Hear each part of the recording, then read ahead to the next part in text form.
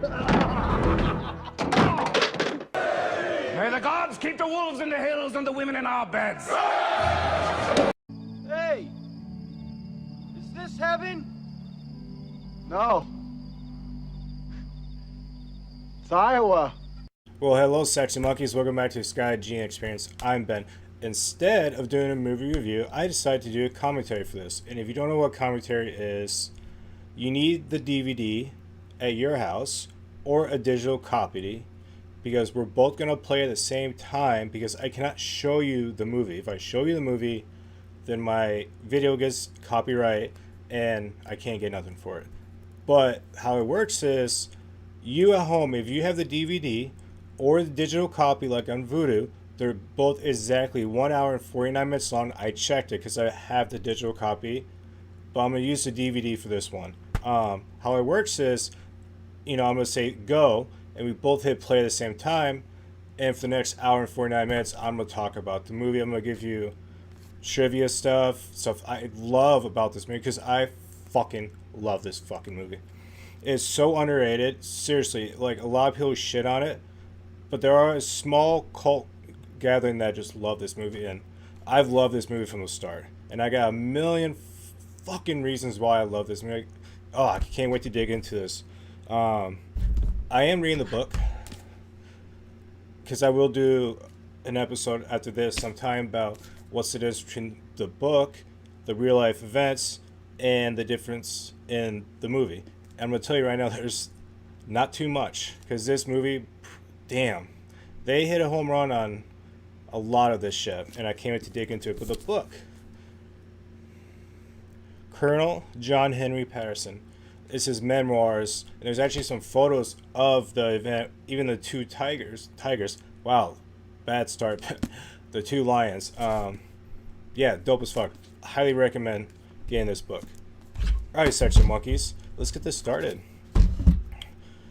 Alright, so if you're not ready, just hit pause, and then when you're ready, just whatever you're ready. But I'm gonna get going. So, alright, you ready to hit play? If not, just hit pause. Alright, where's my pop? Oh. Alright, sexy monkeys, don't drop the.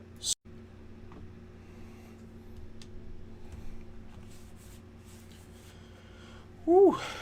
So this movie, wow, I fucking love this movie. The soundtrack, I mean, it did win Academy Award for sound editing. How fucking cool is that?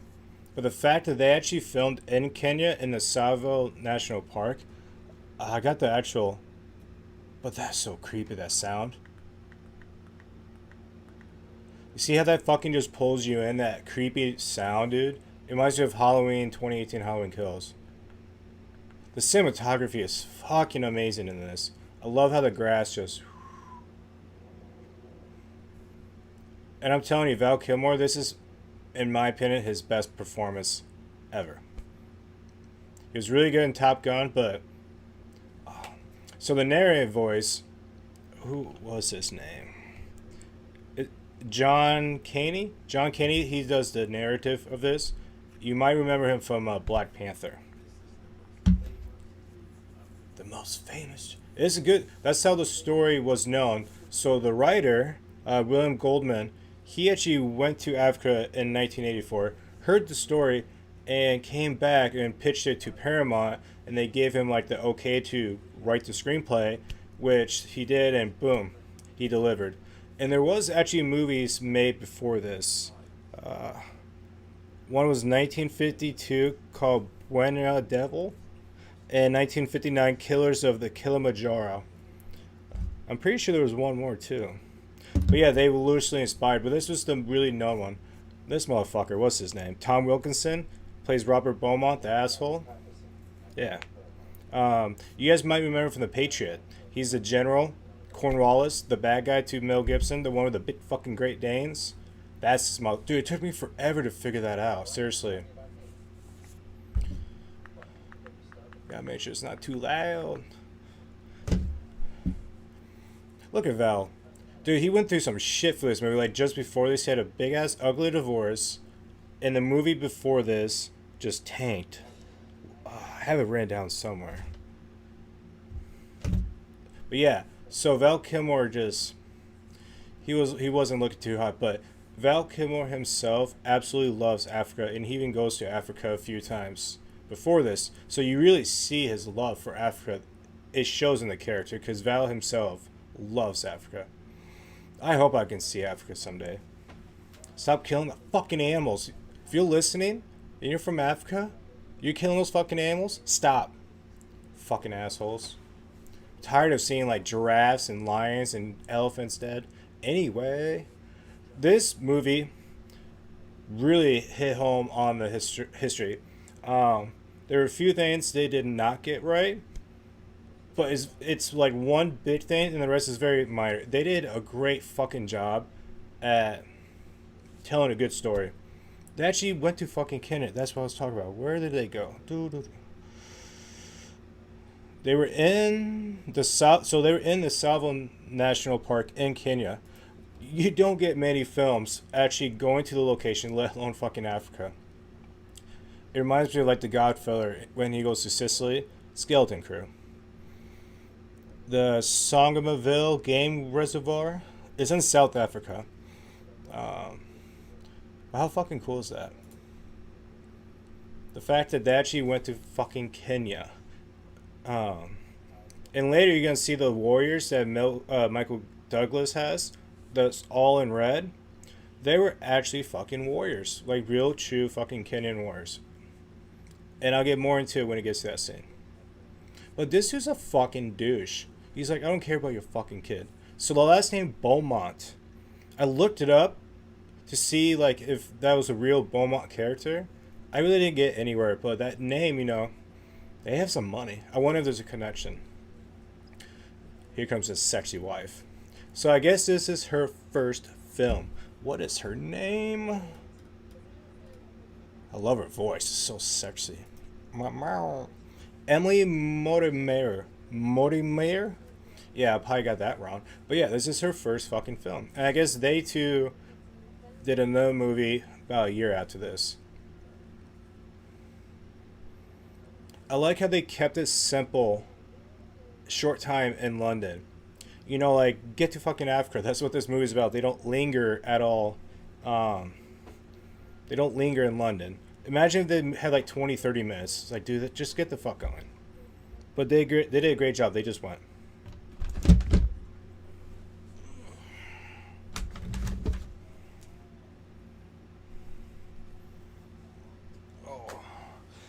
This fucking movie holds up, dude. I'm telling you all. I watched it like 3 times in the last month just because I don't know why, dude. Maybe because the book. But it holds up, man. There's like one scene that you're like, eh. You can little see the CGI, but dude, I'm telling you, it holds up great. Dude, I don't know if I can leave my wife. Like, she's pregnant. But that's what it was back then, dude. 1898. You built bridges, John. You go where the bridges go. If you go with Casey's, use your reward points. It saves you money. Alright. This is fucking dope. This is when the fucking chick is going. Yeah, look. So right now, how far are we into this movie? I don't want it. I don't know how. 6 minutes? Yeah. Perfect. About 6 minutes into the movie. Well, I'm actually at 6 minutes and. Well, anyway. They got into Africa quick. That's the point. This motherfucker. Angus Stalin. Yeah, it's played by Brian McCarty. If you watch Speed 2 with a cruise ship, that's really all he's in. I remember watching that shit. 7 knots, 4 knots, 0 knots. If you watch the movie, you're gonna understand what I mean. But look at that outfit of Val Kilmer, dude. Like, that should be in Call of Duty. Dude, the best seats on the train. Seriously, they get this fucking. You're gonna see in a second. Oh, look at that music. I gotta turn it down so it gets. Oh, that music is just fucking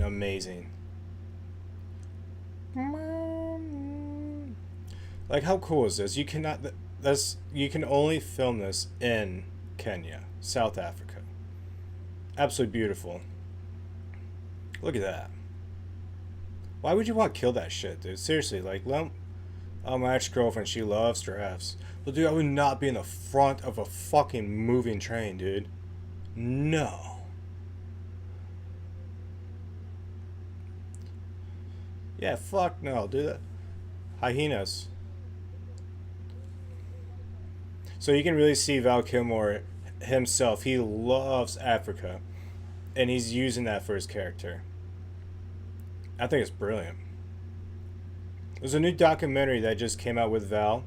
And I guess Val, he was known for like doing a bunch of video, like homemade footage during filming and shit. I would love to see what he did for this movie. You can tell that's a little green screen there. CGI.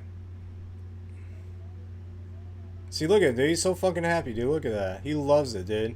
And the music is unfucking believable. They just deliver the whole soundtrack. Seriously, the whole soundtrack, there's probably 10 songs where it's just a fucking home run. Fucking Babe Ruth, Bomb in the Ninth, boom. Look how happy he looks, dude. Alright, now I can turn it up a little bit so the music's not down.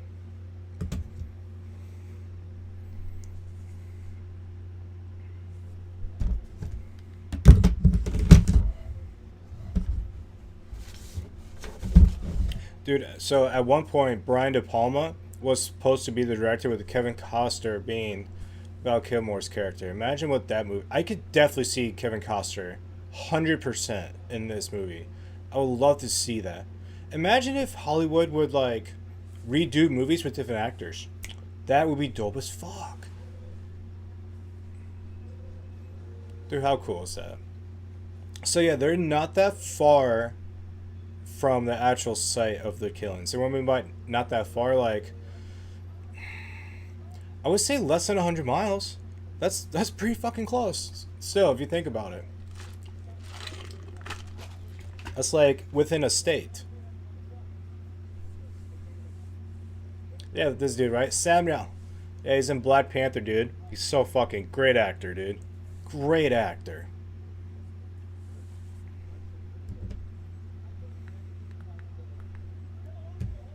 Come along to the hospital. Angus. When I hear Angus, I just want to get like a fucking Angus cheeseburger from Hardee's. But look how beautiful fucking Africa is, dude.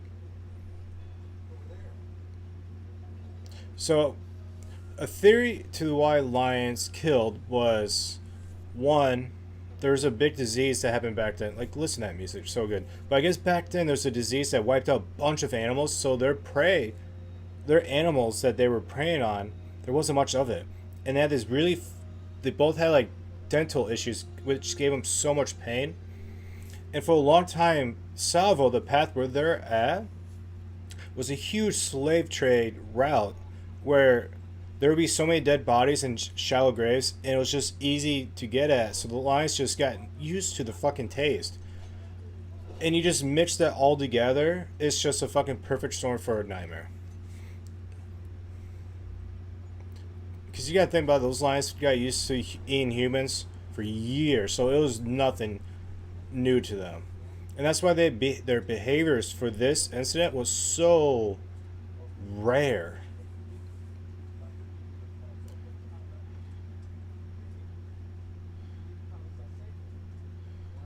Hindus and the Muslims.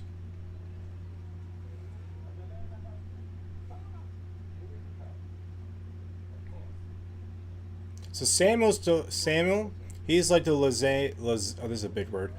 I can't even say the fucking word.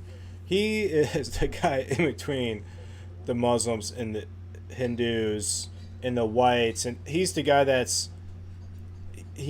peace talk between everybody. So I guess two people, like, so all these extras, there was, as you see, a shit ton. I guess there's quite a few people actually died in this movie. Not like shooting the movie, but like, you know, overnight and stuff. But two people drowned. Two crew members, you would say, extras, drowned during filming of this. Imagine if someone got eaten by a lion while filming this.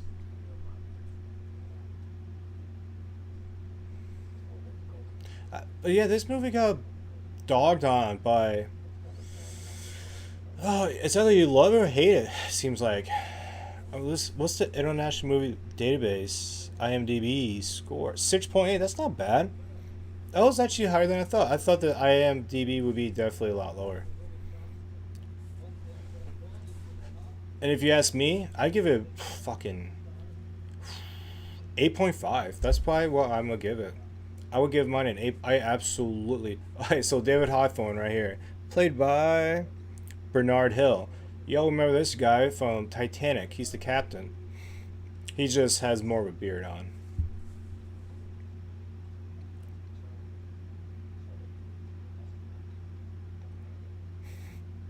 So remember how these guys, Angus and the doctor, they just hate each other. Remember that later. I'll point out to you what I mean by that.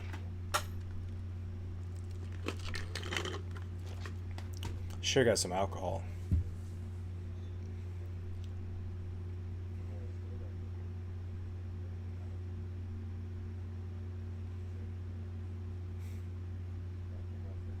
I love how as soon as he got there's like, oh hey, by the way, there's a lion, go kill it. I know you just got here. Jet lag and all.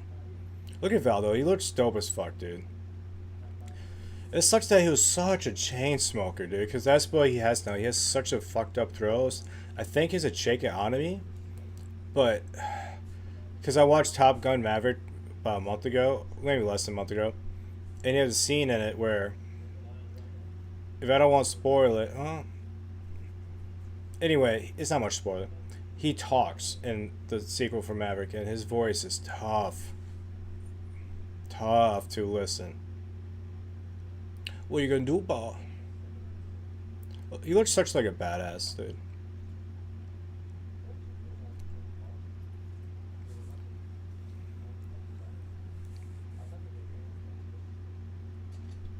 Can you keep quiet?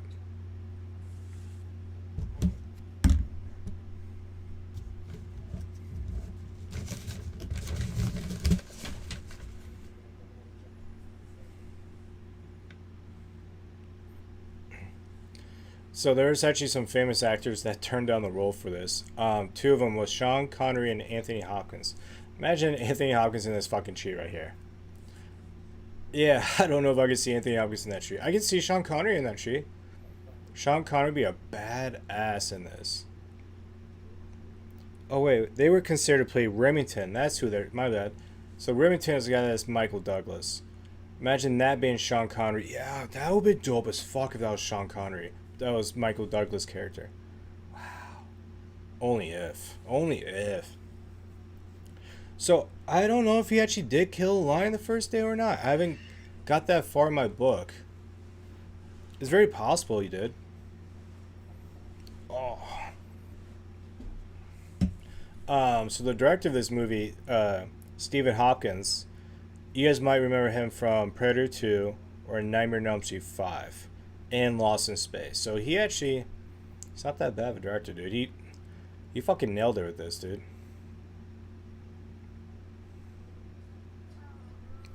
So, what I read was, of all the lion scenes in this movie, there's only one scene that they used that was animatronics, as in puppets. And if you know Stan Winston, his studio did that puppet. So you know it's just fucking amazing. Now, is this a real lion they're gonna show in a second? Like right here, hung up, strung up? I have no idea if that's a real lion or not. Like a dead, or stuffed, or like recent killed. I don't know.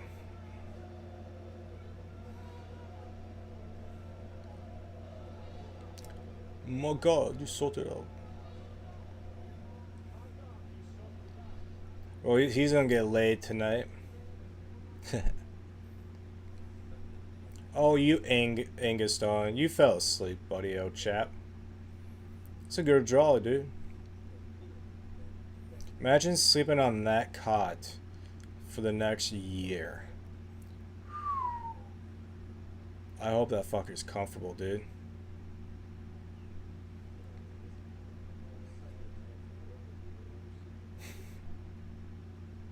So I guess in real life, the original location, they ended up moving it because it was too sandy. So they ended up relocating to another starting point, which did delay it a little bit.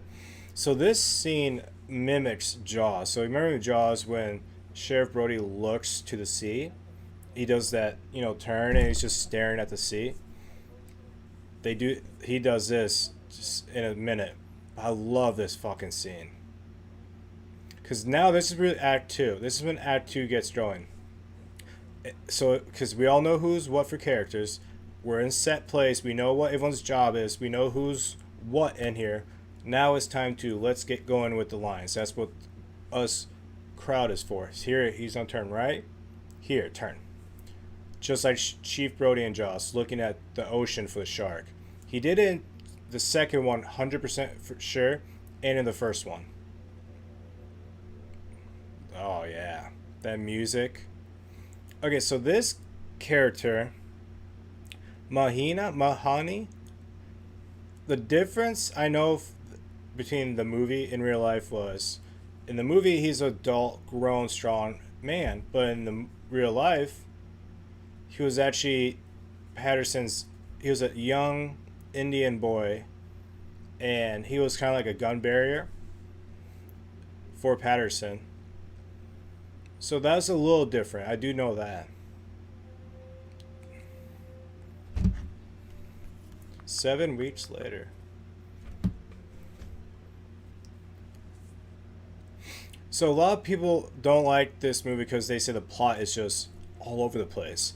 Well, you can thank Michael Douglas for that, because Michael Douglas is actually one of the main producers for this movie, and he did a last minute I'm gonna be in this movie role. And during editing, he cut out a lot of scenes to put more of him in it. Even though we don't see him for 45 minutes into the movie, and he's the biggest, highest billed actor in this movie. And he's not till 45 minutes. But yeah, in the editing, Michael Douglas cut a lot of scenes of the whole story to give him more screen time. That's why a lot of people didn't like it, because sometimes it's just all over the place. Me, I don't see a difference. I'm cool with this. This is nothing wrong with the plot, man. I figured it out. It's fine, dude.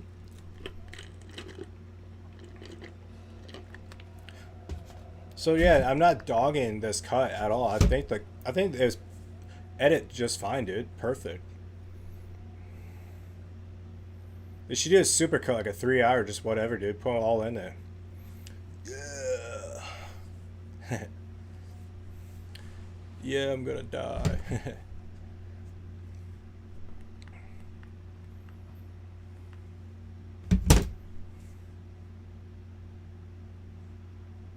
I fucking love seeing that. You just barely see the lines.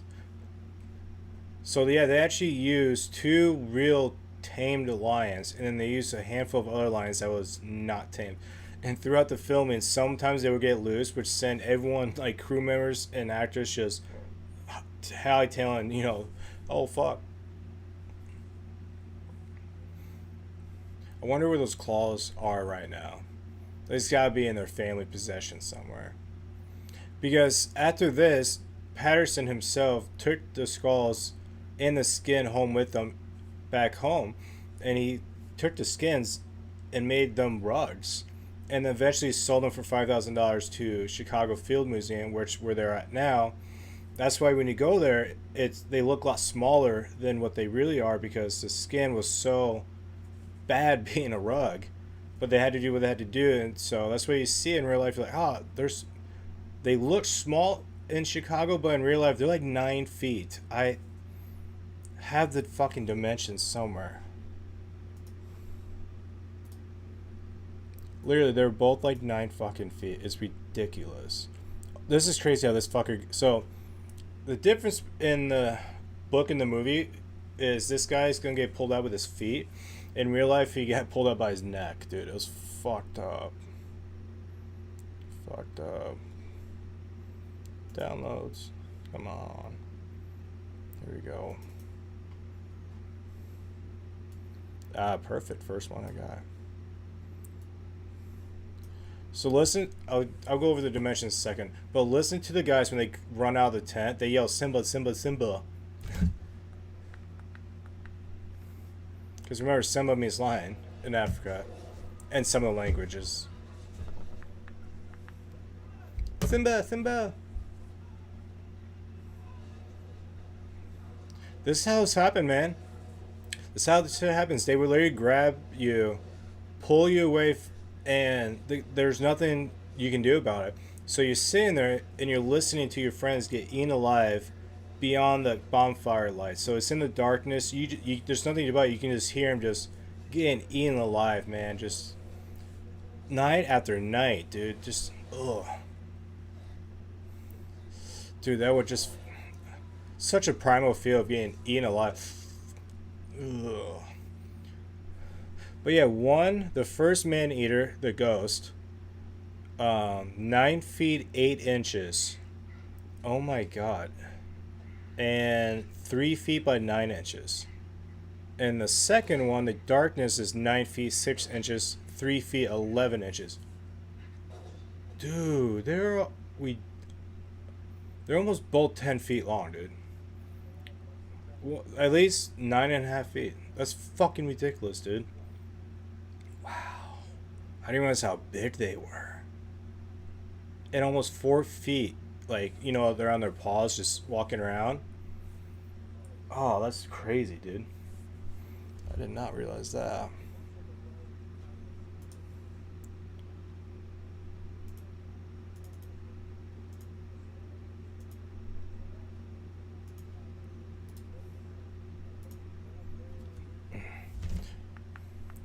So this really, and when this happened, I don't know if this was a tipping point in real life, but at least in the movie, it's a tipping point of where this man got killed, got eaten. These lions are already starting to be something else, more than just a lion. You know, they haven't came up with the ghost in the darkness, the devil theory yet, but they're starting to realize, oh, these lions, oh. At least right now, it's just one lion. Right now, because I remember at some point in the book, he did believe it was just one lion for a hot minute.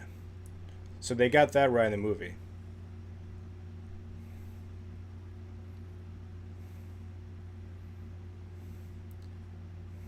Imagine being in that fucking tree. There's no way you're going from that tree to that camp, because you will get eaten by a lion. That's just terrifying, dude. Terrifying. I don't know what the fuck I would do.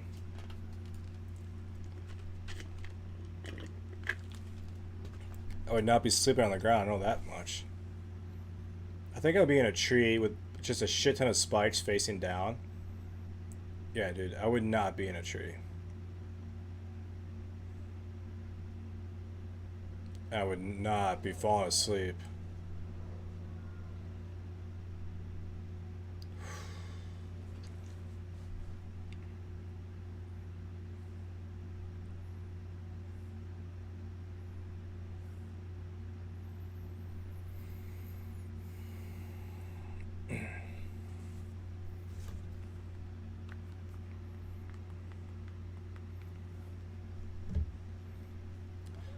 So now, this is when the locals start to slowly turn on Patterson.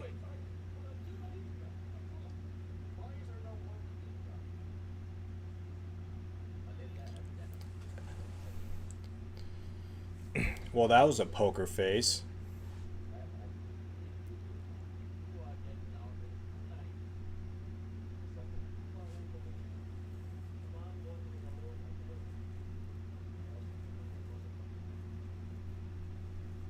Because the second line got it.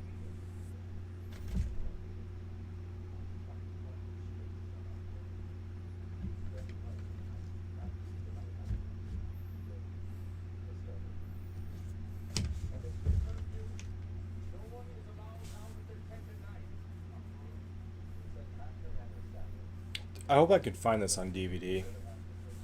As you can tell, I got a shit ton of DVDs. Of course you will, you white. As See, now they're starting to slowly turn on Val.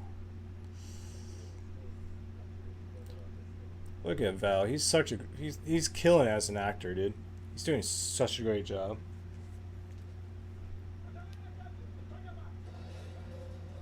Look. Turn that music down so I don't get in trouble. That music is just on point. I thought I had my subtitles on. Where the fuck are they at? Oh, whatever. So this is when they start to really get the devil part, because they start attacking during the daylight, in the open, just broad daylight, no hiding. It's almost a desperation, and that's where they're like, yo, these are not lions. Lions do not do this. First they killed, well, they think one lion killed in 2 nights in a row. Oh. It was actually 2 lions. So they use a lot of these thorn bushes as fences, and it works if you do it correctly. But if it's not strong enough, the lions will find a weak point and get in, and that's the terrifying part. But if you do it just right, and then have the bonfires at the entrance, you can make it work.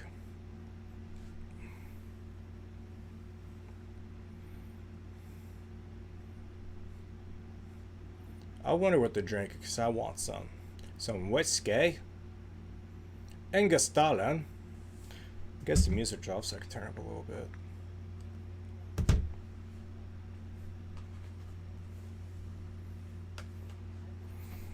But no, guys, I'm serious. Definitely check out the book. It's really dope. It's not just his story of when he was here, but it's also a story of hunting elephant in Africa and another one. So it's not, he has like 3 stories in here. It's actually really dope. I'll probably read all of it. But yeah, if you get the chance to go to Chicago, is Chicago, Illinois. It's at the Field Museum, and just check out, because it's worth it. Have I checked out? No, not yet. It's on my bucket list. Not too far where I'm at too. It's like 4 hours, because I'm only about an hour from the Illinois border in Iowa. So this is the scene where, yeah, the lions start to do shit.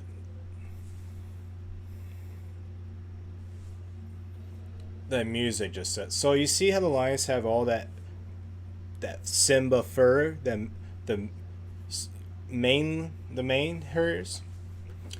In real life, they were maneless. They didn't have the Simba furs. That's really the only huge difference in this movie. That's kind of like the Braveheart side effect. Because Braveheart, as great as I love Braveheart, the history accuracy is such way off. So this is their Braveheart moment. Besides that, they fucking did great. 90% of the accuracy. I mean, you're in fucking Kenya. Not too far from where this shit happens. That's unbelievable right there. The sound editing, the soundtrack, I can't get enough of it. God, those lines blend in. Dude, look how, see how eased he is, how relaxed he is? Because he's not even thinking about a lion attacking him during daylight. That's how eased he is. He's just relaxed. But if it was nighttime, that fucker would be not doing that. But yeah, look how relaxed he is. Because right there just shows you they're not expecting a lion attack at all during the day. Oh, that's just creepy, dude. That's just creepy. That might... Oh... Oh, dude, I would be so terrified. So here comes that one little scene that looks CGI, right there. That kind of sticks out. That kind of sticks out. But that's really it. There's everything else is fine. Oh, just.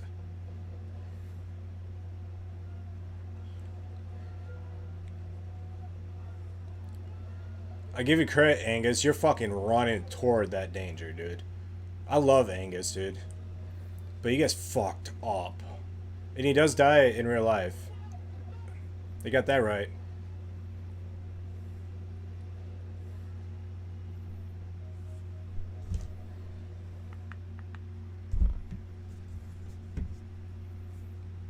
Smart man. Before he goes in, make sure you're fucking ready to go, buddy.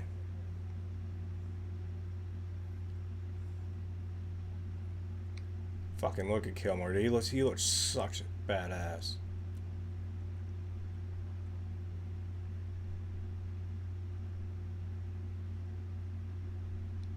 I think that's a 303 is what he has there.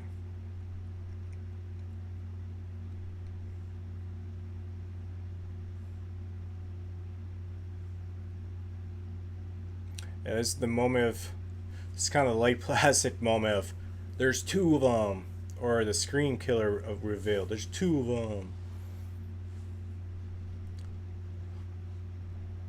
That's just so nasty, dude. Imagine getting fucking eaten alive by a lion, dude.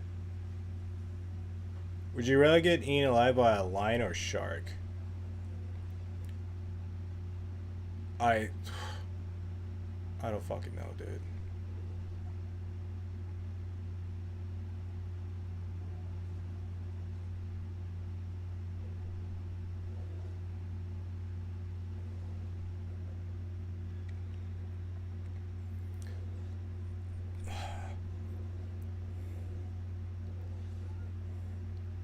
So that's Sim trick right there. You think the lion actually hit them, but the lion was like 5-10 feet away. Not even close.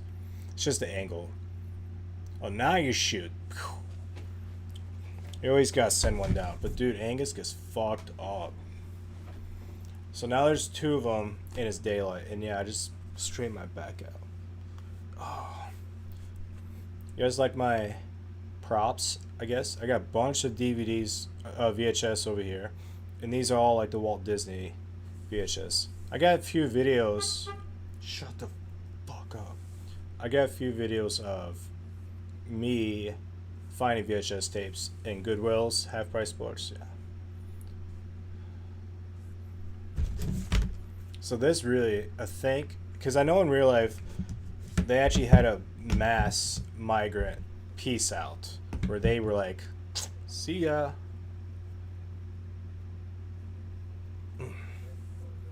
The ghost in the darkness. Dude, there's still some people that don't know this fucking movie. I would talk about it and be like, what? Really? I've never heard of it. It's like, how the fuck have you not heard of it? Or let alone watched it, you fucking idiot.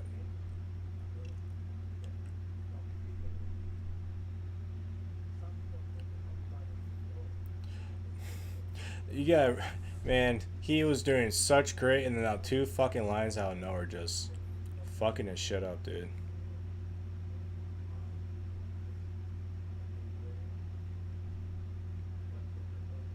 So I believe these two lions were actually in George and the Jungle movie. Look how fucking massive they are. That's just crazy. They were, in real life, they were 10 feet. That's just nuts.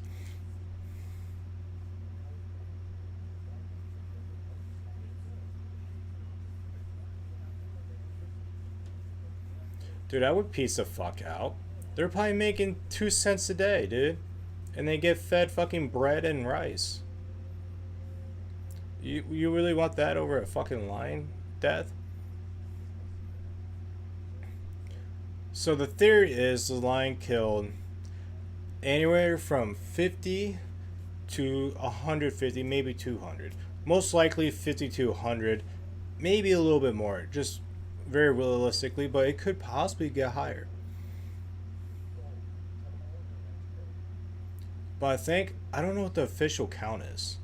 I think it's around 50 or 60 because they did DNA testing on the skin or the skull, and they can determine like how much humans they ate in the last like 3 months, 6 months, 9 months, and they had a number each. One was, 30, and the other one was like 20, 17.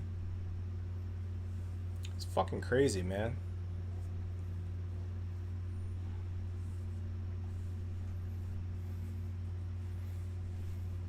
Oh, Mr. Tom Wilkinson. He just looks like an asshole.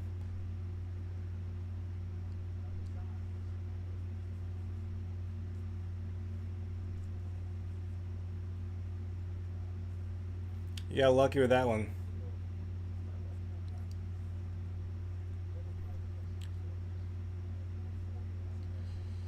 No soldiers. You just fucked that up. You know, if you just got simple soldiers already, man, you would have saved so many lives.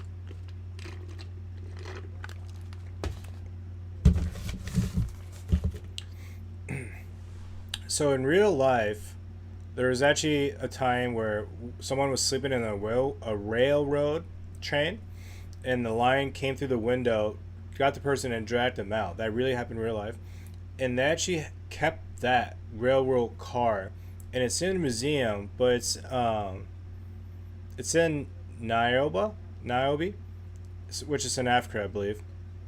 So you have to go there and see it. I haven't Googled the photos of it yet. Maybe I do it right now.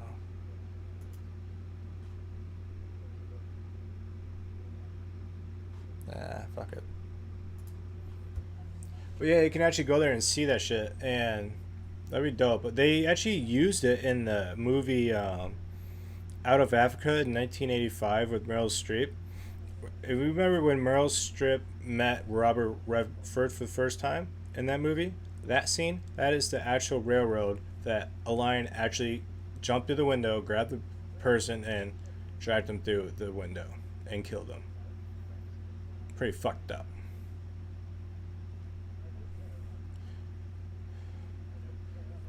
At least he's isn't on his dick.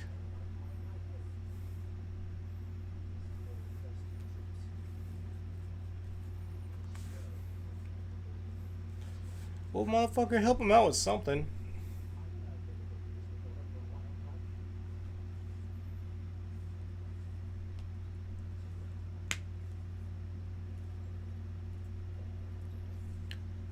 So this contraptment, if you read the book, because in the book they have a photo of this, and you can Google it too. You can see the actual photo of the real one. So they really did this, and it looks identical. So they got that right.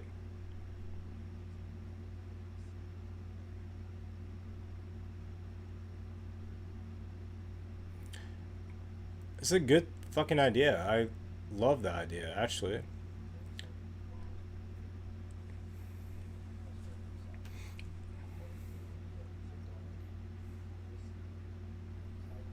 But good luck in a line in that fucking railroad car like that.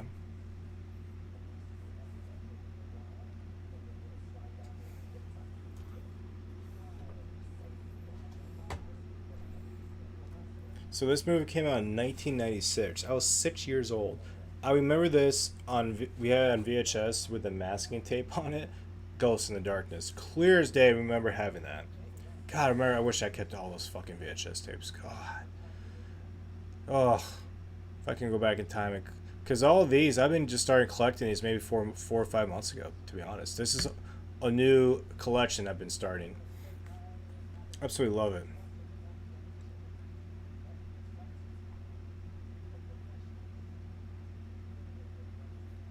So Remington, the character played by Michael Douglas, is a fictional character. Not real, never happened. That is part of the Hollywood. And there's nothing wrong with that, because if you want to watch an 100% factual thing, watch it as a documentary. Watch a fucking documentary. This is a Hollywood movie. They're going to add some twist to it, and that's one of it. And remember, Michael Douglas almost didn't play the character of Remington. It was a last minute choice. He's going to do it. And as a producer, you can't tell him no.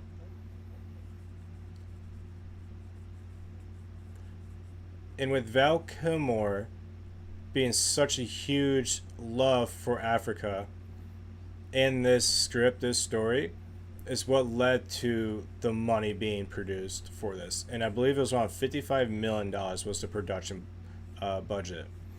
They grossed $75 million, which is so. How it goes is if your production budget, in this case, is $55 million, you always double that for marketing. So essentially, this is a $110 million movie, and they grossed $76 million.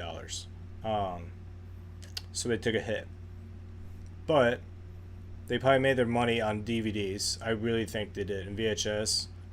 So I think they're making profit off it.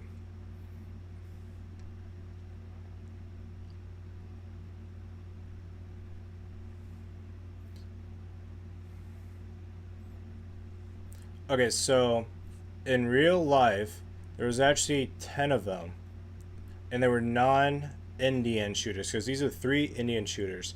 In real life, there was actually 10 non-Indian shooters, but this really happened. They were in there. The line came in, and those 10 non-Indian boys or men could not shoot the lion. They actually did shoot the lock, and the lion escaped just like this. And one guy actually did lose his hearing. That's how close the fucking lion was. So this scene is so accurate. Besides the shooters, that's really the difference. Dude, look at that. That is so fucking creepy. Oh my god. I'm gonna turn this down. It's gonna be loud. But yeah, one dude actually lost his fucking hearing because that's how close this lion got.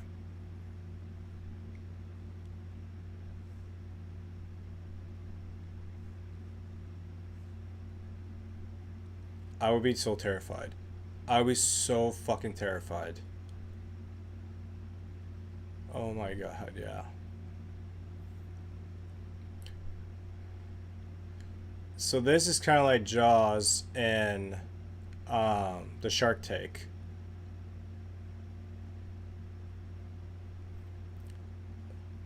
So not Remington, but Tom Wilkinson, his character Beaumont, thinks this idea will not work. Just like in the movie Jaws, when Robert Shaw, his character, tells Richard Dreyfuss, your Shark Tank is not going to work. So you got kind of a mirror. Yeah, there's that guy losing his hearing. That really happened.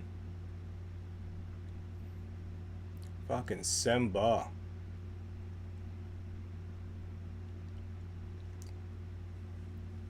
So right there he jumps out of a broken lock. That really did happen.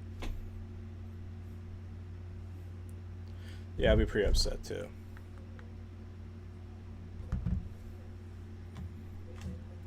Next time we will be better.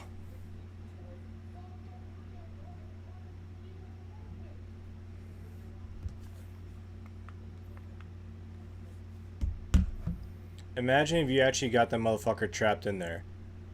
It worked. And you couldn't shoot him. Alright, this is the scene with Michael Douglas. He's about to make his appearance. So this was it. If Michael Douglas' characters didn't come, Val Kilmer, his character, would have been dead. Because now they think he is the reason why this is happening. Because none of this happened until he got here. So now they think he is the reason for it. It's like the black voodoo magic shit.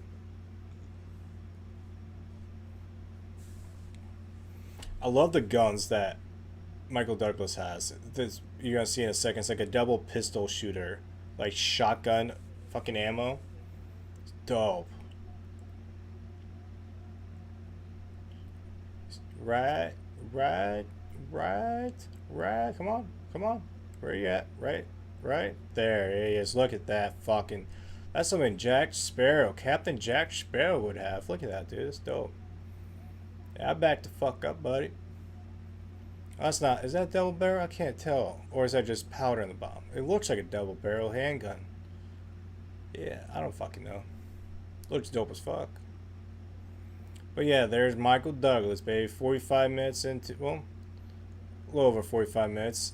And he's a top billed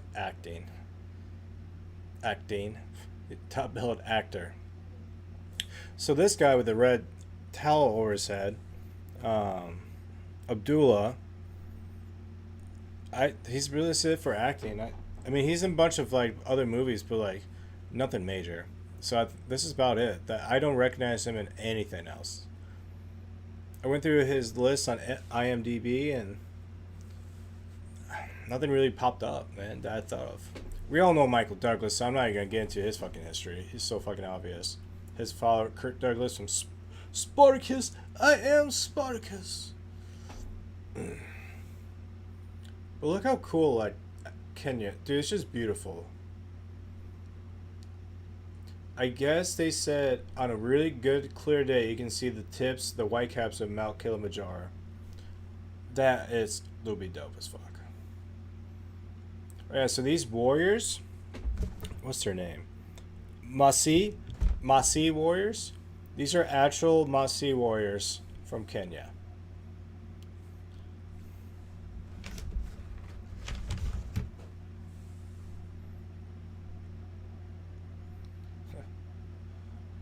Dude, when they do their fucking voice thing here a second, fucking crazy. They really do this shit. Yeah, Val, he's in complete real awe. He's not acting. He is. This is real, guys. This is all real. Their outfits, everything. All of that. Yeah, that dude, fuck. I always remember that guy.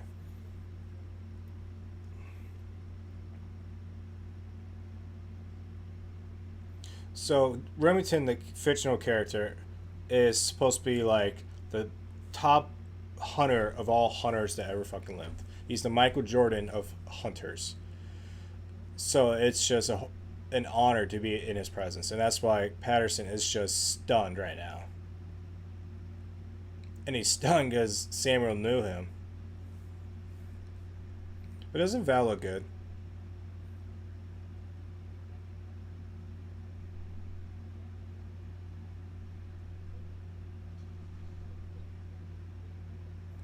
Samuel's not gonna stop that shit.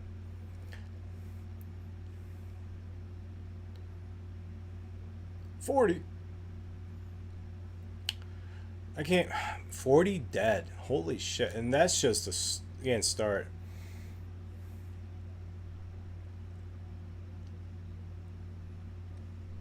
But they really fucked up. So you gotta imagine the bridge, and then you go in 8 miles in the railroad track, both directions. In those 8 mile stretches, you have camps just spread out. And in between those camps, it's complete dark. There's nothing. Because you know, back then, this is 1898. There's no electricity. It's all bonfires. So whatever you don't see beyond the bonfire, and if you're walking at night, you don't have a lantern or any type of fire, you ain't seeing the hand in front of you unless there's the moon out. So it was very easy for the Lions to go, from one place to another because it wasn't just like one location. There was probably 40 camps. It was just a hot mess. They were just everywhere.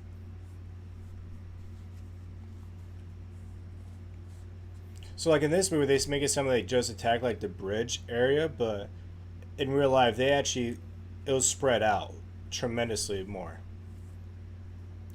But they in real life, they did really attack the bridge area a lot. They did though. So they got that right. Everything you see, like the hospital coming up soon. I'm pretty sure that really happened. I just haven't got that far in the book, but I'll confirm that. Remember, I'm doing an episode down the road of comparing the book with the movie, and I'm going through every detail of the difference. And you get some right now, so you get a nice little preview. Oh, this is that ritual scene. So I guess in real life, it would be cow blood, cow urine, and something else really fucking disgusting. Yeah, I'll pass, dude. Blood. I think that's what it is. Just blood. Yeah. Blood, urine. I don't want to say semen, but I don't fucking know. It's disgusting. Disgusting. But I guess I'd rather do it than get my head fucking chopped off, because that'd be an insult. It's kind of like going to the fucking Italian American dinner table and they offer you pasta and you said no thank you, I'll have a steak. They're gonna be like, what? We're gonna kill you. Remember, they do shit differently in Africa, man.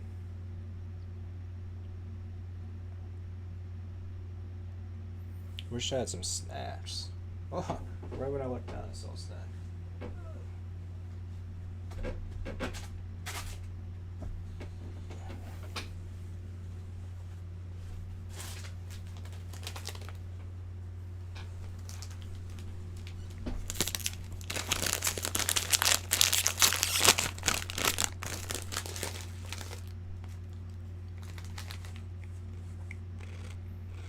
I love how I'm eating right before he drinks his show.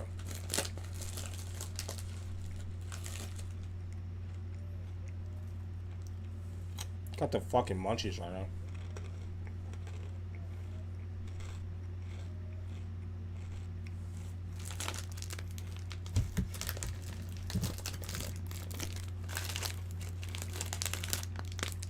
So if there's any commentaries you guys want me to do, just throw in the comments and if it's actually a decent movie, I'll do it. But if you guys give me something that's like a complete garbage movie, I'm not gonna do it.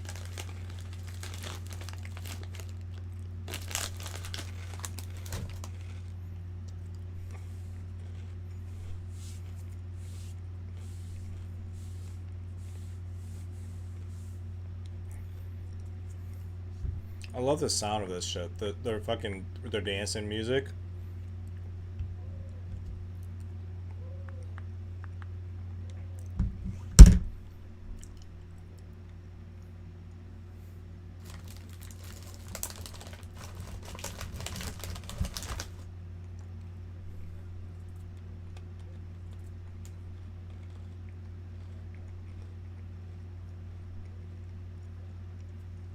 It's a beautiful scene. Like, you're in Africa with real Kenyan warriors, and you got Michael Douglas going around fucking bonfire. It kind of reminds me of Ace Ventura, the second one, but more serious note.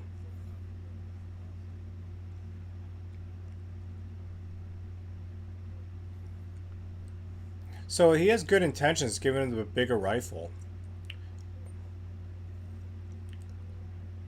But I go with what I'm comfortable with. You know, I got my 350 Legend rifle for deer season. I'm gonna go with what I'm comfortable with. And see, Samuel knows it by the look on his face.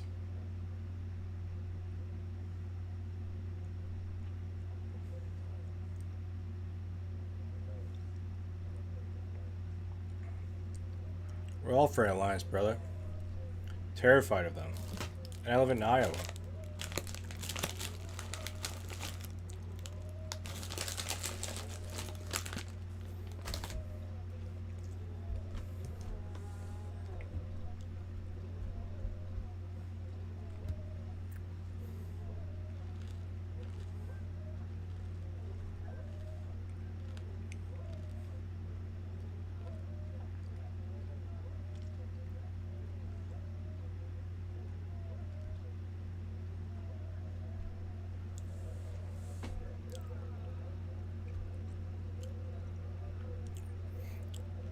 I know he didn't really do it in real life. That would be so fucking disgusting if he did.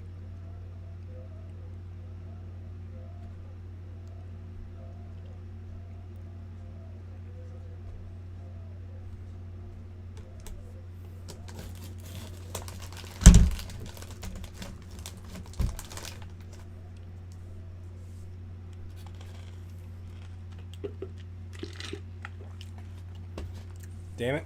Case, this is close. Can't get more pop. Fuck that one up. How fucking cool is this? The beautiful sunlight. Reminds me of Jurassic Park. Oh, the music is so fucking dope. The hoo-ya, hoo-ya. But yeah. This is actual hunting tactics they really use in Africa. And it makes sense, but, you know, it's just like hunting deer. You know, you're pushing them toward a group of people.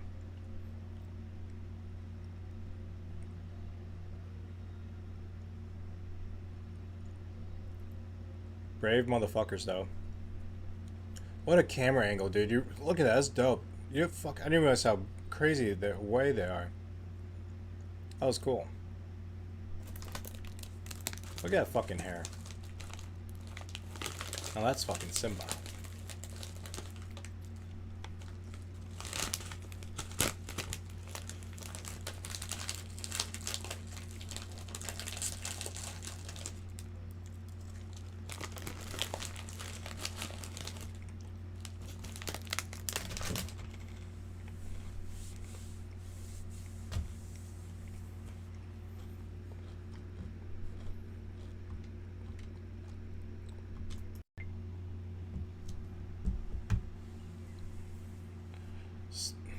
This scene when Patterson fucks up and doesn't kill the lion just sets another tone into the whole.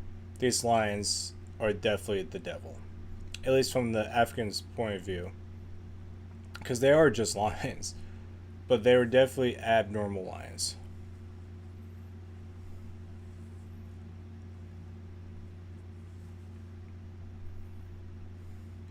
These are brave motherfuckers. They're going in spears and all.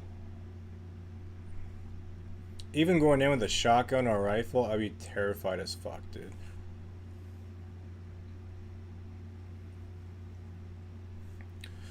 But no, Remington, the character, he's totally correct about later when Patterson tries to shoot the lion and it misfires.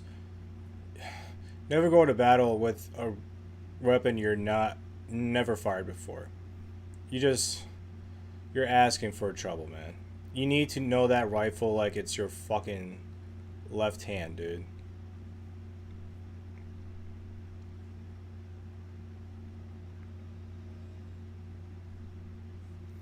But it's crazy. Their method actually worked. But it's just if he shot him the way he was supposed to shoot him, this method, they could have killed the lion in the second day. First day of hunting.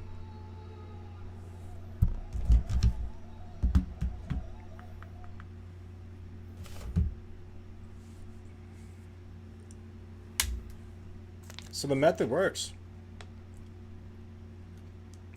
But that was the thing with what happened in real life. It was just bad luck at the bad luck at the bad luck at the bad luck. Another thing I forgot to point out.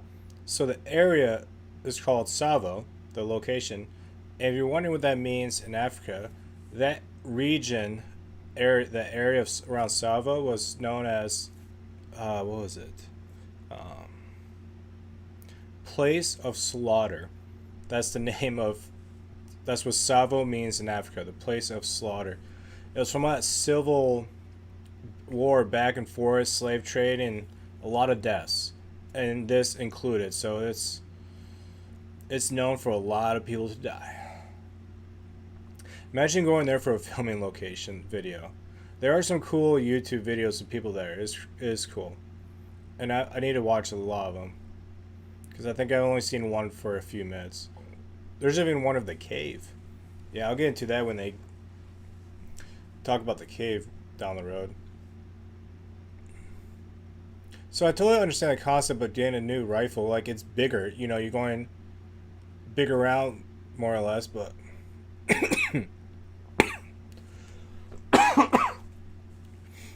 Ugh. Where's fucking... That's just terrible.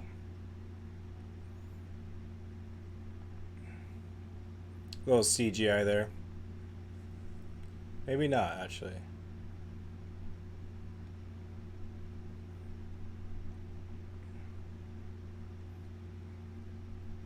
Kind of does. Kind of doesn't. I'm not sure. That's the real. Okay, so that one was definitely CGI. Yeah, that's CGI.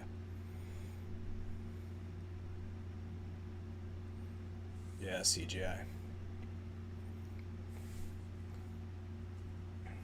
So I'm watching the DVD version, so it's definitely the low quality. It's not the digital high def you can get on Vudu. I do have that. Again, I believe I said that, so I should have watched that, but nah, it's all good. It looks great on DVD. I'm actually surprised. But yeah, these real warriors are now like, you know what? We're not hunting a lion. We're getting the fuck out of here. This is the fucking devil. And by them leaving, the local crew members, they're just, this is their final straw.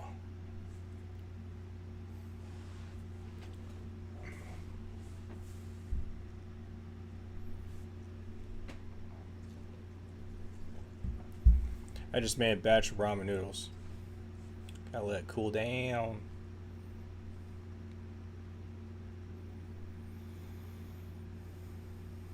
Dude, I hope Val Kilmer still has that outfit. That'd be dope as fuck to see where it's at right now.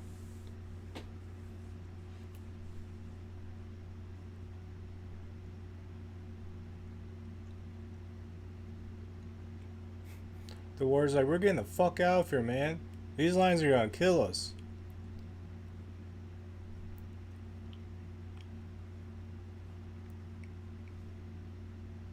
They're like, we're not like those white people in the horror movies that move into a murder house. We're not gonna be those people. We're getting the fuck out.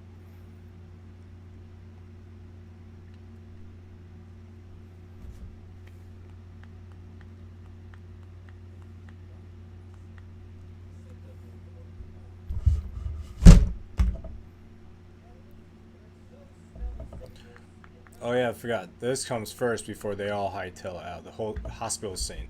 So coming up in this hospital scene, the massacre reminds me of Halloween 6 when Michael's in the basement and he just fucks up all those people down there with like a fucking machete sawbone.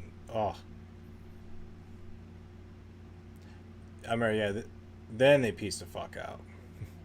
I don't blame them. I'm surprised they're still there.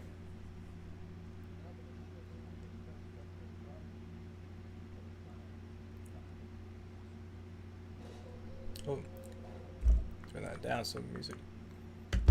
That music it's just on cue, man. Just on cue. It does not get old, dude. Oh yeah, mama. Top 10 African soundtrack, hands down. Hands down. Is amazing. That definitely looks real.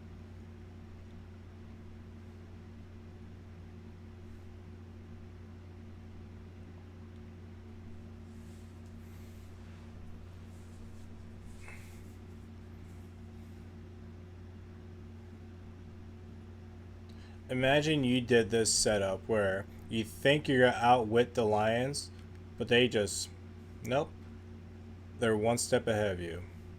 Oh, look at that. That's so cool. Imagine being out there and seeing and hearing lions just roar.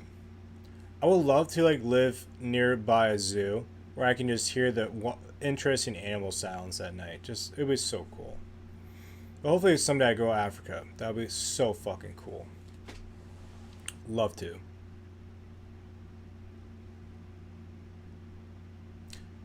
But yeah, they had a perfect setup, man. But the lions just outwit them, dude. So I do not know how much of this is true in fact. Like I said, I'm only just starting in the book. And I've seen a few videos on YouTube of people talking about the history of this, so there's a lot more I still have not learned. And I tried to get all that information for this commentary, but kind of like almost a last minute commentary. I was going to do a movie review, but it's like, no, it's been a minute since I've done a commentary. I've done Halloween 2018, Halloween Kills, and Lake Placid and Deep Blue Sea. So it's my third creature killer movie. I love this shit. So I guess in real life, not real life, but in filming this, these all extras were told to just relax, sleep comfortable. They were not told about the lion coming in, so I guess a lot of their reaction is genuine, real, and that's what the director wanted, which is smart.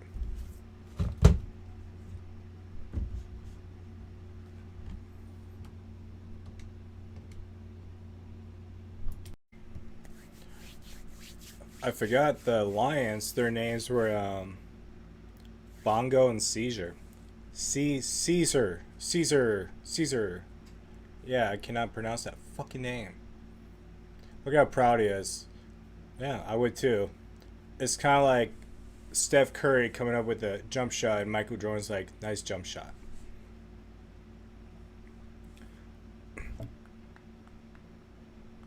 These lions are not dumb. So if they're both literally almost 10 feet in length and 4 feet, up to the shoulders, they gotta be somewhat old, which means they're not, some dumb, young, horny, fucking hungry lions.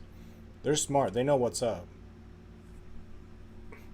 And again, this almost worked, but they had bad luck for it to just... See, look at them. They're gone. Just like that. Well...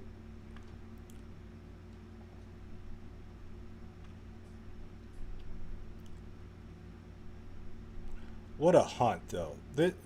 I know I'm against hunting lions, but if you did hunt a lion, what a rush it would be. Just imagine you're hunting a fucking lion. I'm used to just deer. But I would never kill a lion. Fuck no. Hell no. I've seen a few in zoos and they're awesome to see. But I'd love to see one in the wild. From a safe distance. That would be an awesome awesome.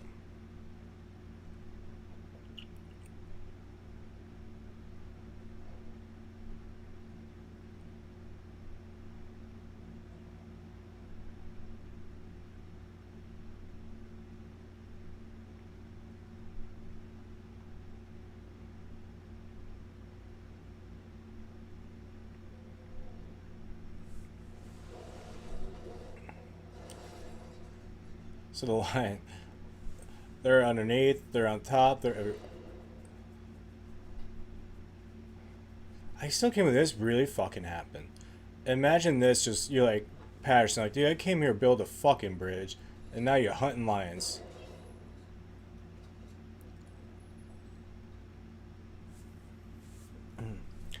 The cool thing about film editing, I paused this real quick, and I ate a bunch of ramen noodles, and you didn't even know.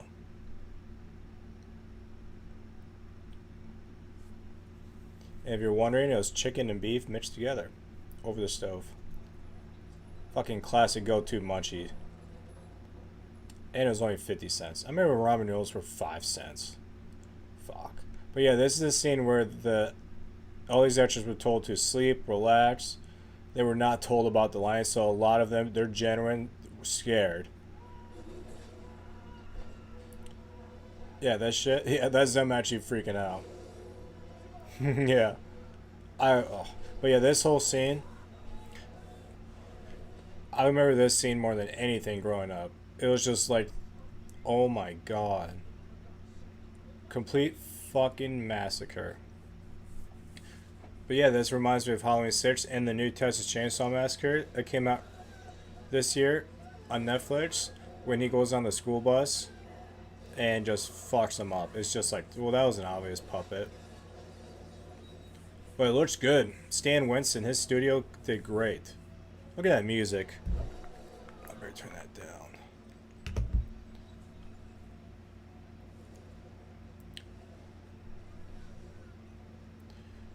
And there's one part coming up when the guy gets pulled underneath. Just terrifying, dude. Oh.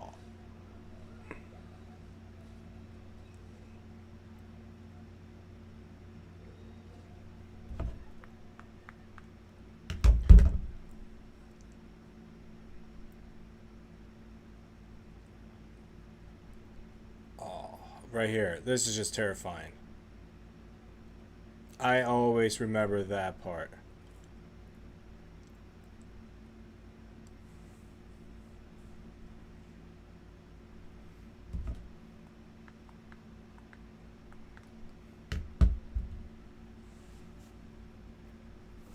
See?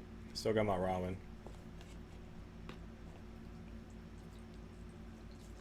Oh yeah.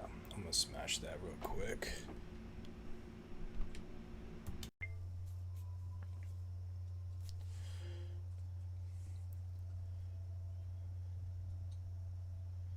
So many people got fucking slaughtered, dude. So many people. Well, the doctor is dead. Well, he did go down with the ship in Titanic, so. But yeah, that was the final straw. So this really happened, where they had a mass crew evacuation, where they pieced out. I think it was a solid 3 weeks to 2 months where they were gone. I don't blame them. That's dangerous. Just watching this as a move, like, for a stunt. Like, one of those guys could have easily fell and got ran over by a train. And these are not stuntmen. Like this. What a stupid stunt. He could have got killed so easily.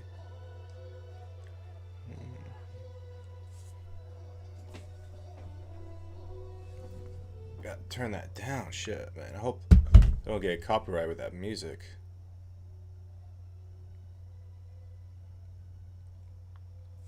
What a badass. Just standing up like that. Don't get hit by a tree. And he fucking falls off. So a second ago, you see how, like, it's all thick bushes like that and there's just a narrow gap? That's exactly what the book said. He said the whole place was just thorns, thorns like that, but the only opening was the railroad.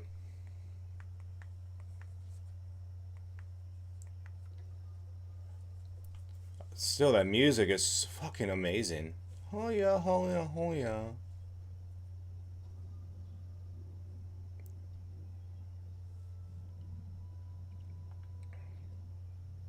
Oh, looks like it's gonna rain outside today. Lovely. Oh, there's that contraptment. But really, if you read the book, I think I could find that photo of that. Uh,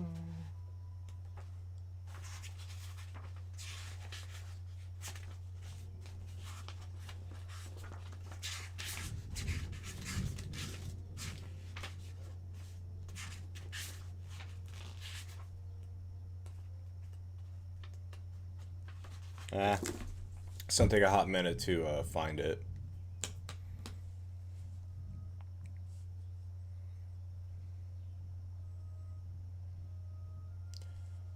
I really hope they don't make. Well, I hope they don't try to retell this story because I don't know how better you can get with this. Seriously, you hear stories that get, you know, remake and retold several different ways. You cannot get better than this. You cannot. There's no way. It's impossible. In fact, this came out in 1996. Blows my mind. It's been fuck almost 30 years, dude. 26 years old.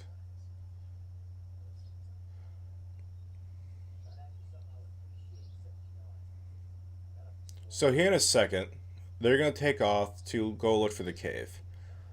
Patterson actually found the cave after he killed the two lions. So that's the difference between the book and the movie.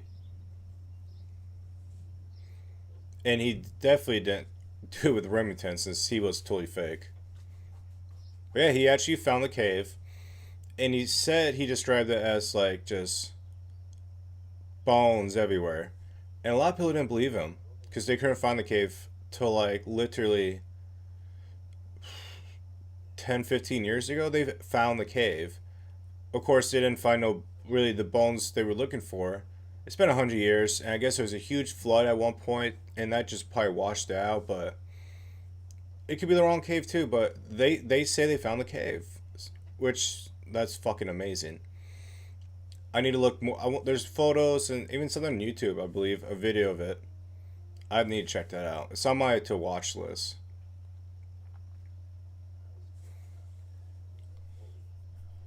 But yeah, because in his book, he's describing like very detailed where the cave was. And at first, a lot of people couldn't find it. And then they're like, oh, he's bullshit. But they actually found it over time.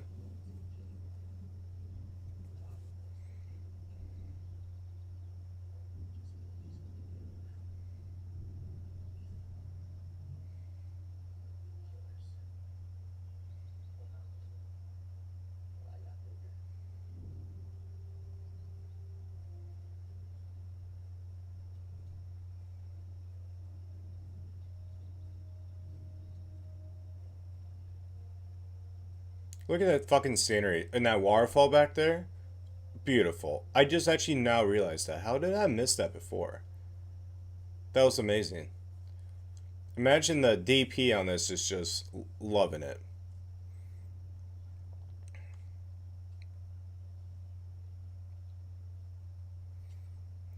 My God. Hollywood does not do this very much.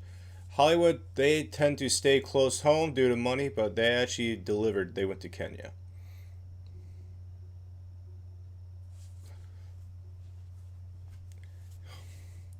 Now let me ask you, would you go in that cave? I wouldn't. They got some fucking balls on them.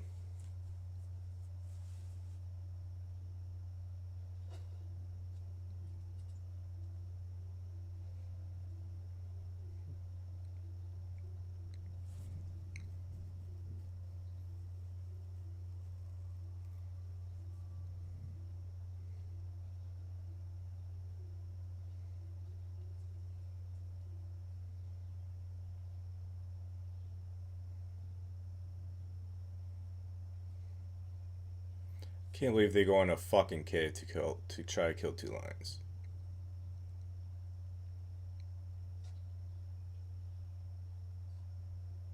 Don't burn his dick. Catherine Zeta-Jones will be very upset.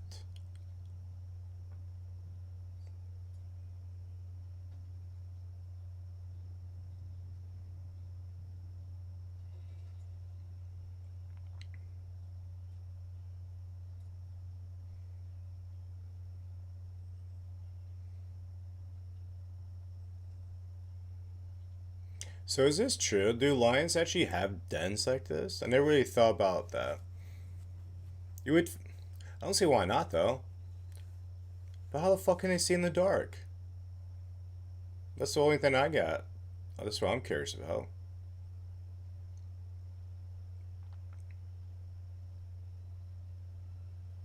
That music.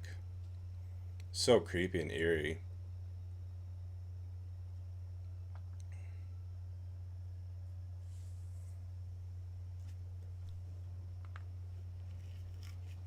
Fucking A, it is pouring rain out right now. It is coming down.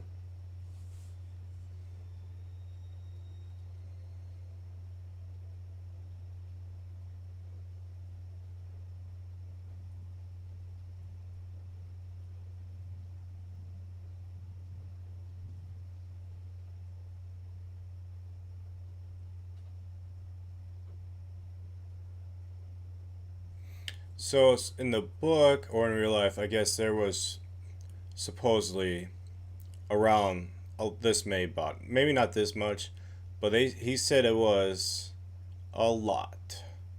A lot, which is very possible. Because this den could have been used by several lions. Because, like I said, there was slave trade, a lot of deaths for a long time, 100, if not 200-300 years. Shallow graves. Getting a human being back then was no problem at all.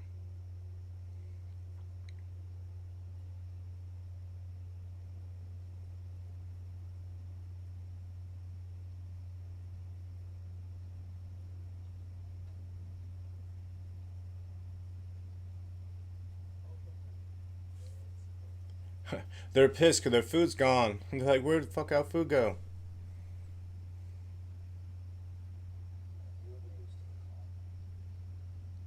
So this is another reference to Jaws again. You know how, like I said earlier, about um, fuck, damn it, Hooper. Hooper's talking to Robert Shaw about the shark cage, and he's talking about like his design, and Shaw's like, yeah, that's not gonna work, or he's just questioning it. Same thing with this.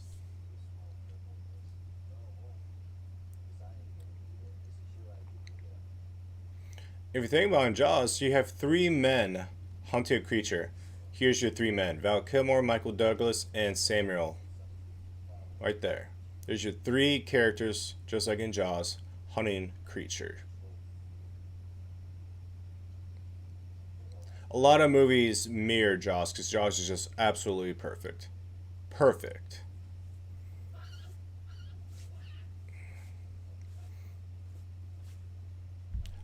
Those fucking baboons are annoying, dude. So yeah, some did say not every like local left, and supposedly they call them coolies. In the book, I noticed that coolies. That were the local Indians that were helping.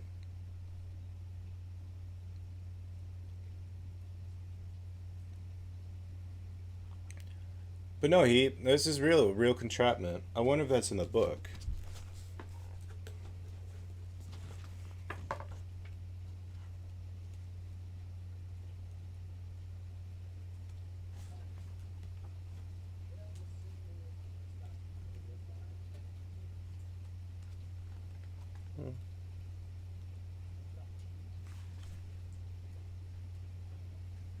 Not looking like it.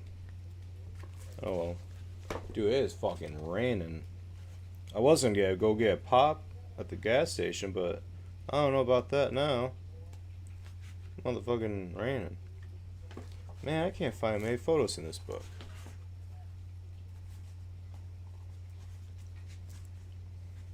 So there's a Jaws, the Revenge little nod.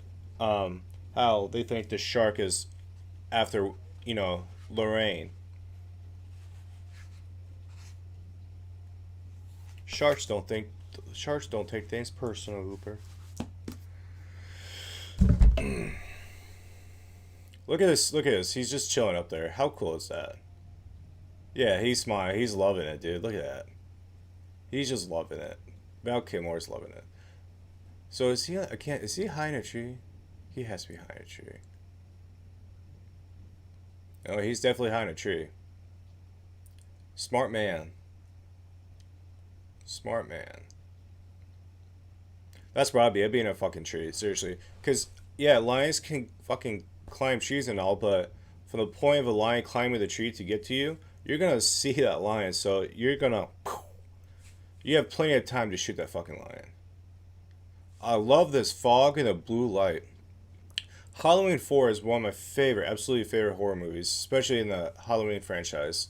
And they have a lot of that blue lighting. Nightmare on Elm Street, the original, it's that alley scene when Freddy Krueger like extend his hands out. That was really bluey too. That was dope as fuck.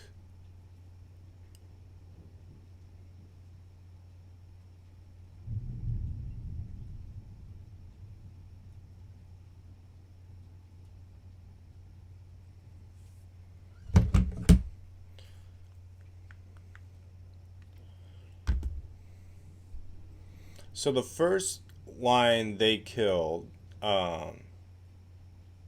which is this one coming up, was December 9th is when they killed it.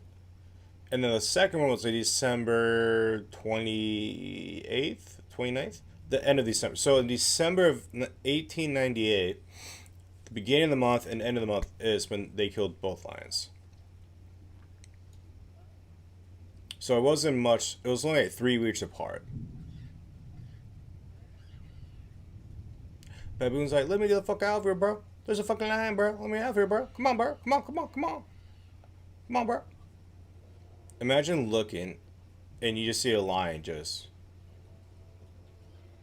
staring at you, dude. That would be just absolutely terrifying. He's like, you fucking asshole. Let me out of here. Let me out. Let me out.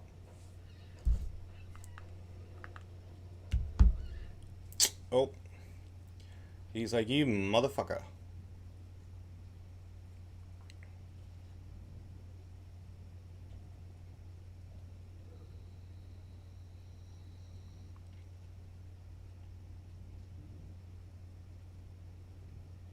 He got down from the tree. Smart man. Because he knows the lion's after him.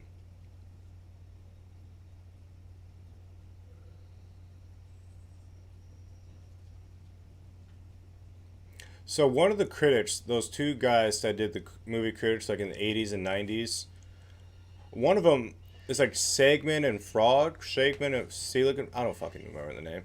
But one guy absolutely loved it, and the other guy hated it. One guy said he hated it because this shit. He's like, well, a fucking bird made you fall off a bridge. Like, shut the fuck up, dude.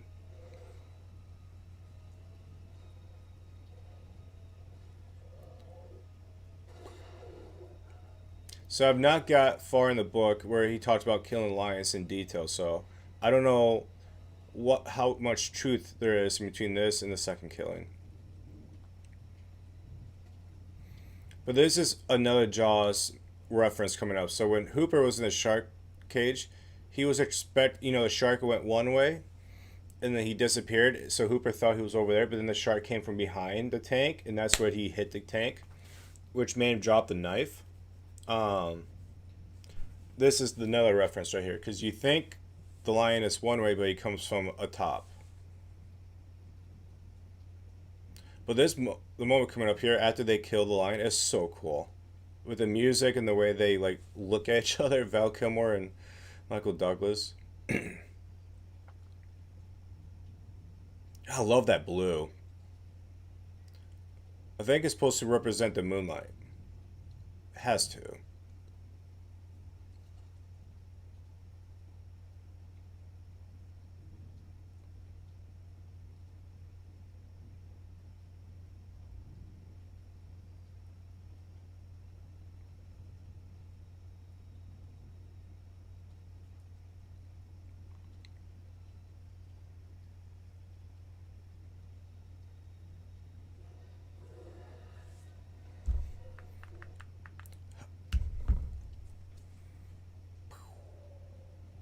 You're dead. But yeah, this is cool as fuck. They're gonna look at you and the music, and they're just like, I can't believe they killed it.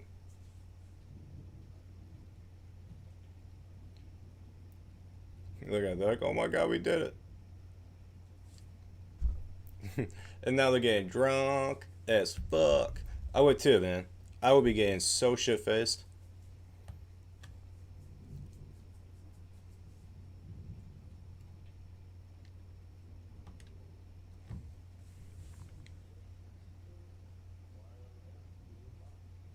Because they just killed the fucking lion, bro. You've been giving you hell. Oh, dude, I'll be drinking out of the bottle.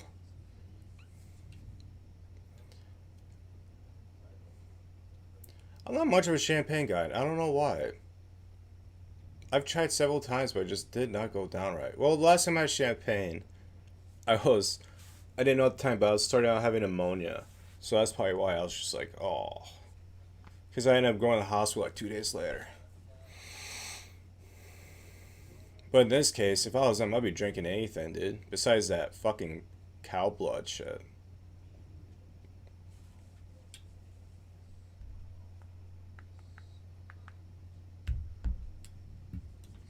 So, sometimes in movies, you take stuff from the movies and you put it in your personal life. Michael Douglas, the last thing he says to Val Kilmer is something I most likely will do with my first kid. When he tells him, hey, when you see your kid for the first time, hold him high. And if you watch Roots, the remake and the original, they do the same thing. When they have their kid, you raise them high, you tell them who they are. It must be an African, like, ritual. Oh, it has to be. Now I think about it, look at fucking Lion King. They did with the Lion King. Simba. I did see this one meme or GIF where they held up Simba by the Pride Rock and they threw him.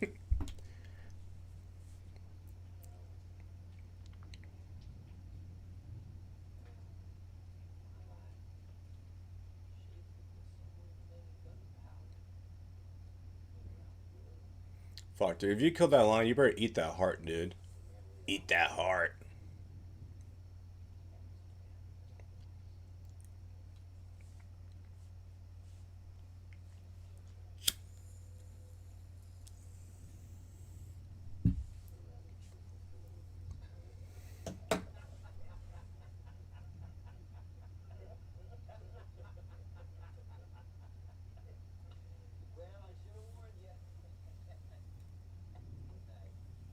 Imagine taking a shit at night, knowing there's a fucking lion out there.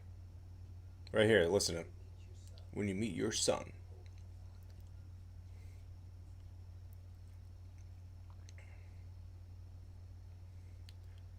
And this is all we see of Michael Douglas. And his character is no longer in the film. Dude, so this nightmare right here totally got me. First time watching this, I totally fucking thought this was real. They fucking did a great job at fooling me.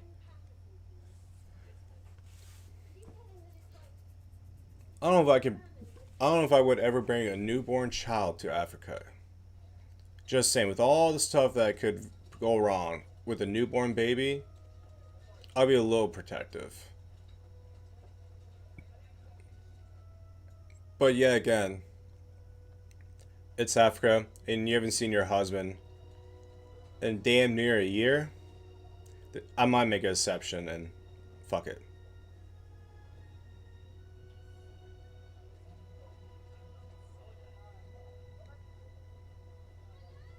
Hello?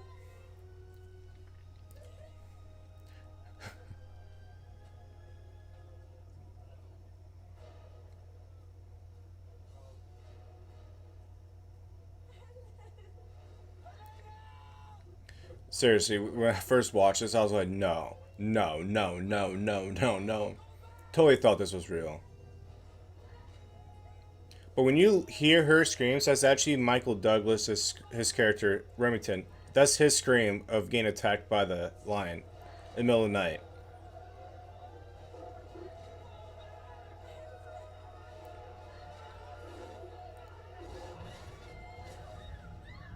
So the screams, yeah, the screams he was hearing, that was actually Remington's screams of getting pulled out of the tent. But he was so fucking drunk he didn't hear him. Imagine being so drunk you don't hear your friend getting pulled away by a lion next door to you. We've all been there, hung the fuck over, just like, oh, I'm not doing that again.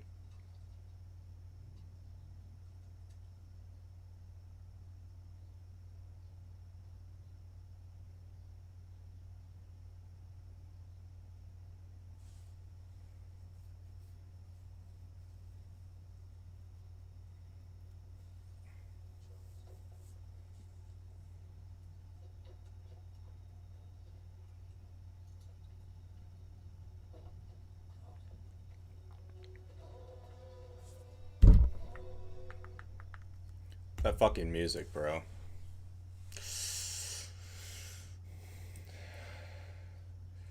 Dude, that would just fucking hurt so bad.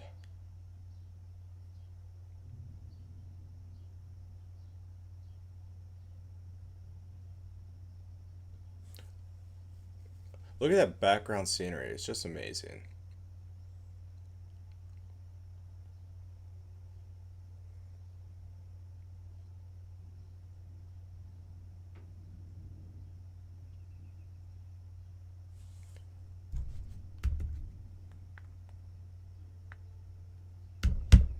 Just like that, he's gone. Imagine if Michael Douglas, as a producer, didn't do the... Because he edited the way he wanted to give him more screen time. Imagine if it was edited just the way it was normally edited. I'm really curious to delete scenes and all that stuff. I am. They should do a mega supercut.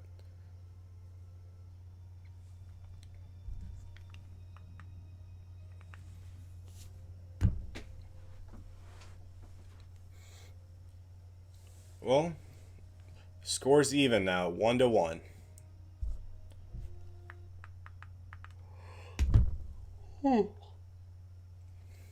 And just like in Jaws, Robert Shaw, the main hunter, gets killed.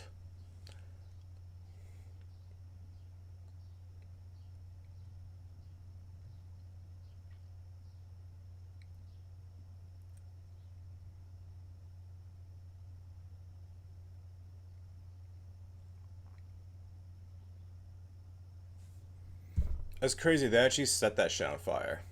Like, they actually set that on fire. It was probably a prairie where that had to be burnt. Because prairies, you know, every once in a while you have to just burn it. It's a control burn. This part I never understood. Is he just shooting just to annoy the fucking lion, just to have him come? I mean, you hear the lion roaring, so... But seriously, man. I would have as all the ammo as possible.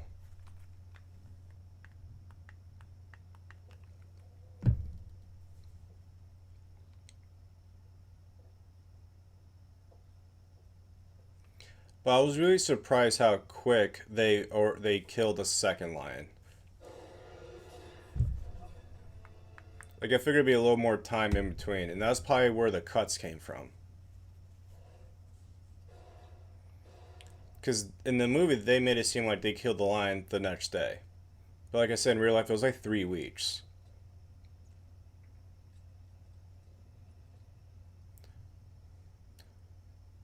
Just like that, you have ammo. Just like that, dummy.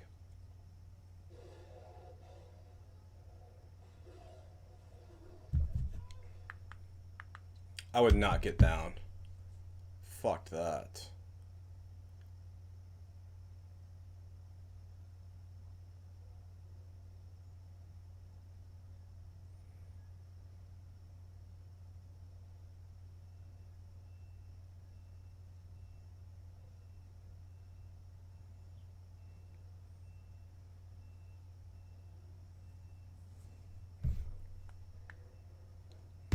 About the worst case scenario. You think you're safe in the tree and then a fucking lion comes up after you, dude. Seriously. Oh my god.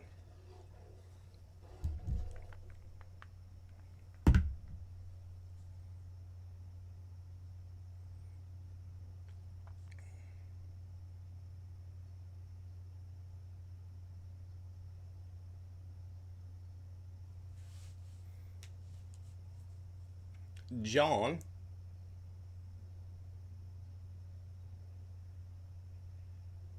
I love the sound of the gun though. The fact that that gun did not break.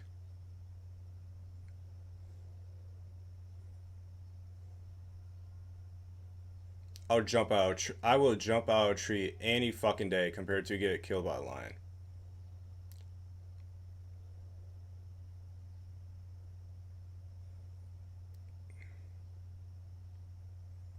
That's so creepy.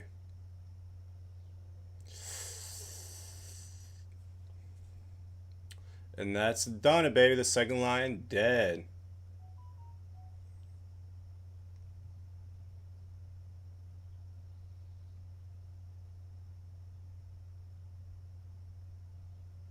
Look at that fucking knife Samuel has, dude. That's fucking awesome. It's like Rambo. He did it, man. The motherfucker did it. Oh, music can't be too loud. Kuropata-san. What a badass, dude.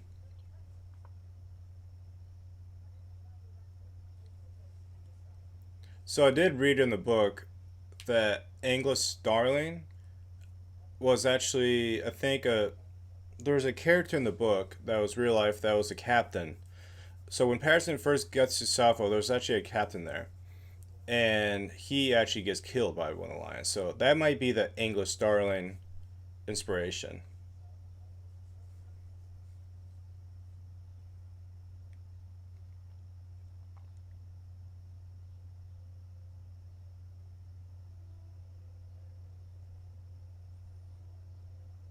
Abdullah, you're back.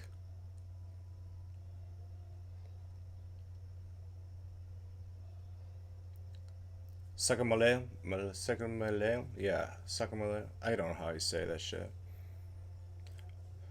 But I mean, this movie even ends on a fucking perfect note. It does. That music, I just love it, dude.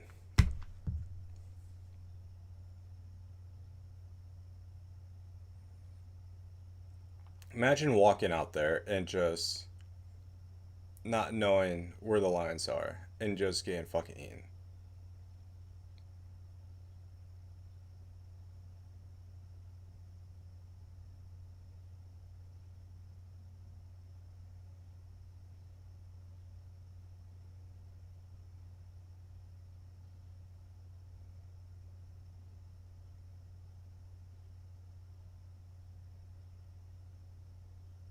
I love how she's like, oh, I just want to jump in your arms. Wait, what's going on? He's just terrified. He's like, oh, look how happy he is, dude. Super duper happy. It's a nice baby you got there. Little nice bowling ball. That must hurt coming out. Damn, that's a big head.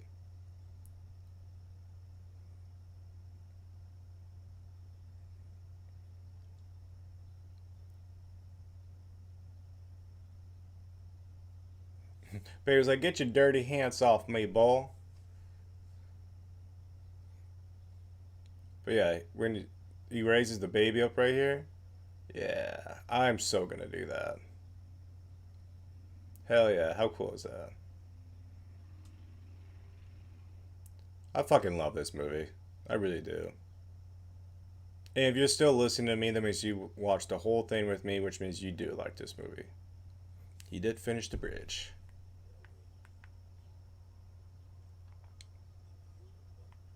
If you want to see the lions today. Oh, go America. I'm already in America.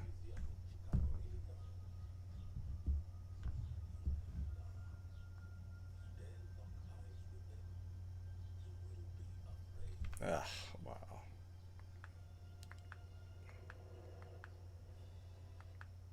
What a great fucking movie, guys. Alright, that is it for my commentary. Thank you for listening. I don't know what I'm going to do next for a commentary. Ooh, is that the actual photo? That has to be the actual photo. Like I show more photos? I forgot about this part. If they do show photos, I don't know. That's a nice bridge, though. Not bad at all. Holy shit.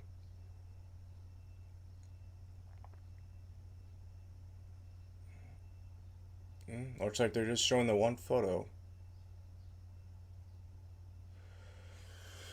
Oh.